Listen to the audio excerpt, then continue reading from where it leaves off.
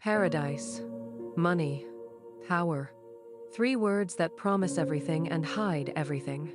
Now imagine being invited to a billionaire's private island, but what if that paradise was a trap? What if every smile was a mask and every memory you had could be rewritten? This is Blink Twice, a film about temptation, control, and what happens when pleasure becomes a weapon. Frida isn't rich. She's a waitress in Los Angeles, serving cocktails to people who don't even notice her. She spends her nights among the glittering elite, but she belongs to another world entirely. Still, there's something burning inside her. She wants more. A life that feels bigger, freer, louder than the one she's living. Her best friend, Jess, works beside her, smart, loyal, grounded.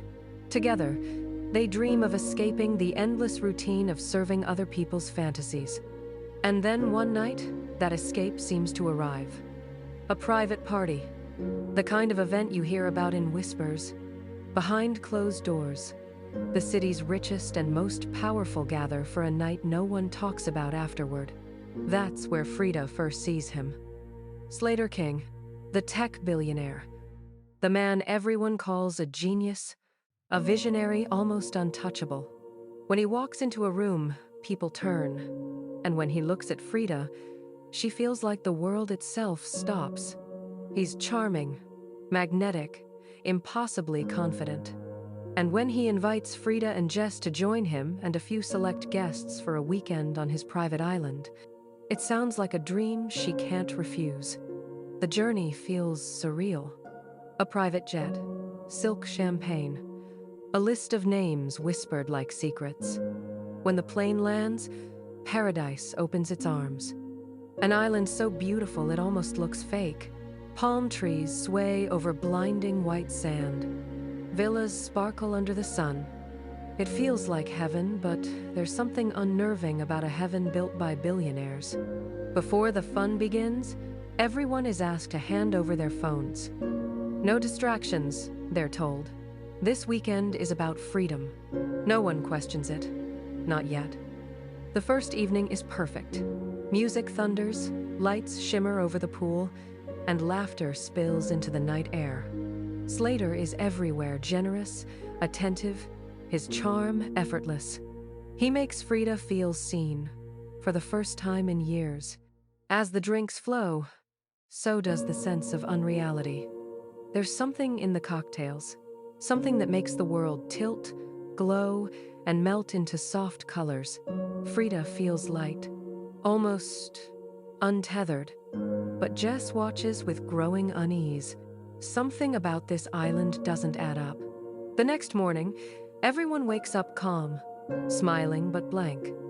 No one remembers how the night ended.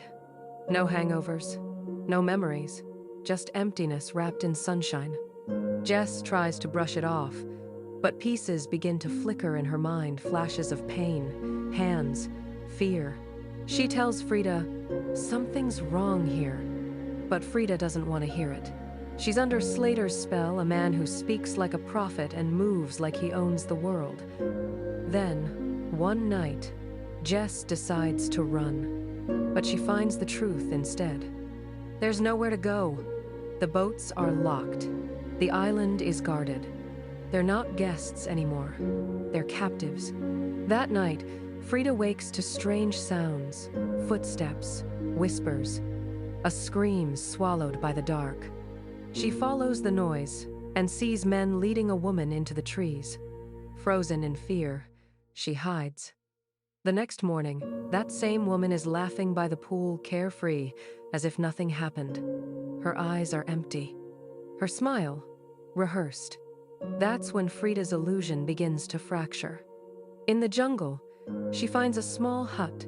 Inside, rows of red gift boxes line the shelves. The air smells sweet, the same scent that fills the parties. Inside those boxes lies the island's secret. A rare flower, grown only here, distilled into a perfume that makes people forget.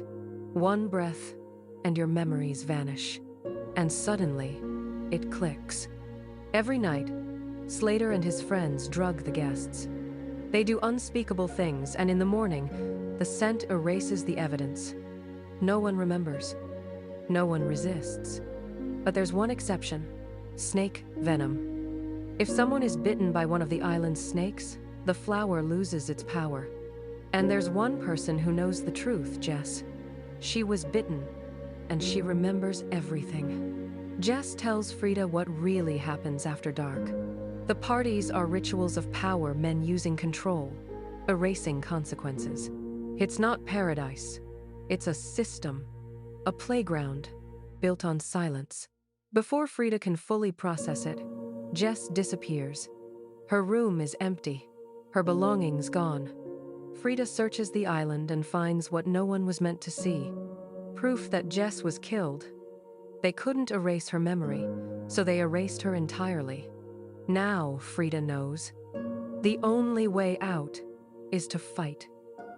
Frida gathers the others women who've started to question the dream.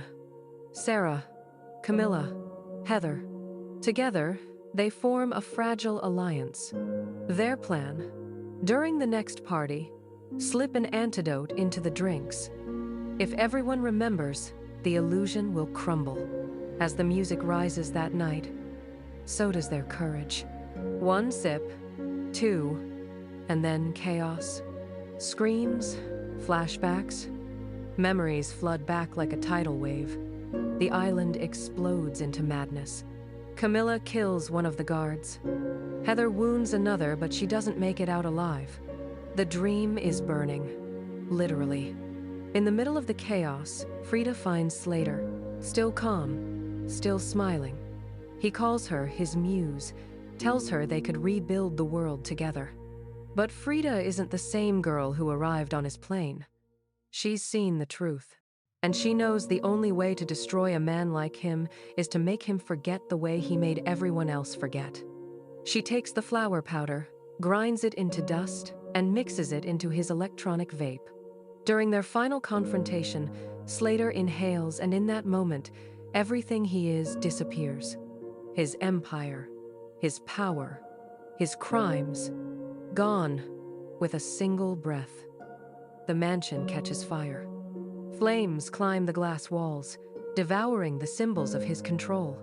Frida and the survivors escape through the jungle as the island burns behind them. It's over. Or maybe it's just beginning. Because when you erase a monster's memory, what's left? A man? Or a blank slate, waiting to be rewritten? Months later, the world has moved on. A lavish party in a downtown penthouse, champagne, laughter, gold light spilling through tall windows. It looks familiar, almost identical to how this story began. And there, at the center of it all, Frida.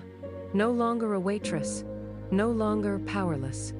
She's radiant, confident, untouchable. Standing beside her, Slater King, dressed in a suit, calm, polite, and completely empty inside. He doesn't remember who he is, because now he's her husband, and Frida is the new CEO of his company. Frida smiles. She hands him the vape. He takes it obediently, like a trained pet, and inhales. His eyes glaze over, the same way hers once did.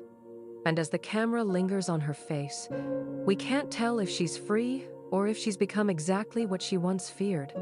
Because sometimes, when you escape the monster, you don't leave the darkness behind. You just learn how to control it. Fade out. Blink twice.